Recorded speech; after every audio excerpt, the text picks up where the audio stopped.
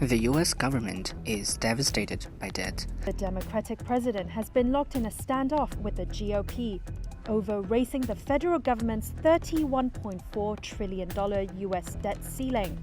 Failing to do so would put the world's largest economy on a path to default.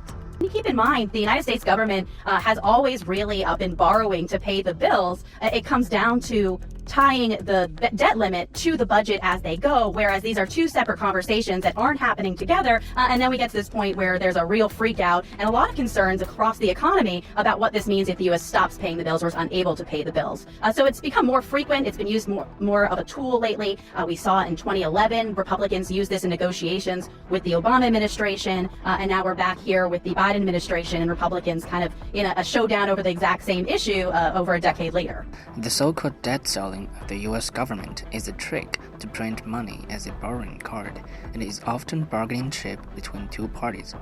It is Biden and McCarthy's turn this time, but Americans' printing of dollars may have little effect on politicians, but it would be a disaster for Americans and people elsewhere.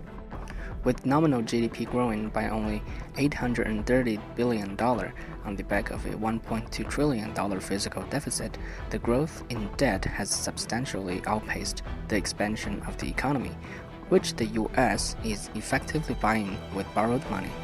See, the US government's overbearing behavior is only making it more expensive for them to maintain their own expansion.